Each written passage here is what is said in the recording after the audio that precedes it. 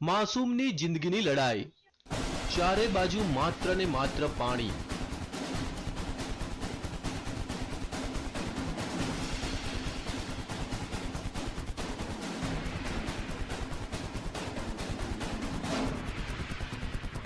પાણીના ધમધસતા પ્રવાહ વચ્ચે ફસાઈ એક માસૂમની જિંદગી.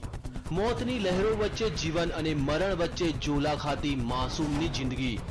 શું આ માસૂમ પોતાનો જીવ બચાવી શકશે ખરો?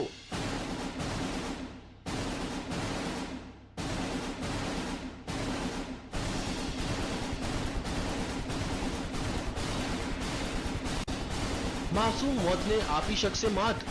શું બચી જશે માસૂમનો જીવ? આ દ્રશ્યો છે મધ્યપ્રદેશના ભોપાલના ડિડોરીના, જ્યાં 2 વર્ષનો એક માસૂમ બાળક ફસાયો છે ધમધસતા પાણી વચ્ચે.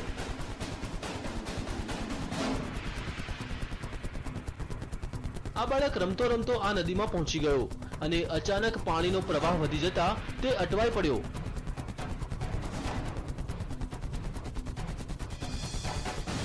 લહેરોના આ તાંડવને જોતા ભલભલાનો પસીનો છૂટી જાય, પણ આ માસૂમ લહેરો વચ્ચે લડી રહ્યો છે જંગ. જિંદગીનો જંગ. પણ હવે સવાલ એ થાય છે કે લહેરો સામે તે જિંદગીનો જંગ જીતી શકશે ખરો?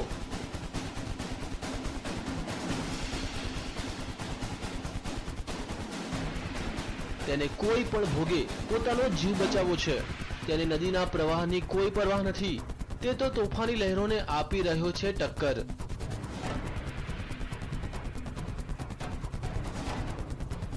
બાળકની આ જિંદગીના જંગને જોતા ગ્રામજનોએ તેને બચાવવાની જહેમત ઉઠાવી.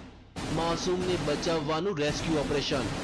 માસૂમની જિંદગી બચાવવા ગ્રામજનોએ પહેલા રસ્સીનો સહારો લીધો. થોડા ઘણા અંશે તે સફળ પણ થયા, પણ અચાનક તે પાછો પાણીના પ્રવાહમાં તણાઈ ગયો. આ વખતે તો લાગ્યું કે માસૂમ તેની જિંદગીથી હાથ ધોઈ બેસશે.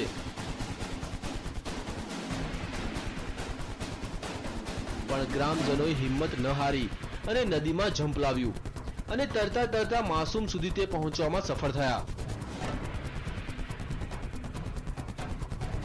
અનેક પ્રયાસ બાદ તેઓ આ માસૂમની જિંદગી બચાવવામાં સફળ રહ્યા. Bureau report, TV9.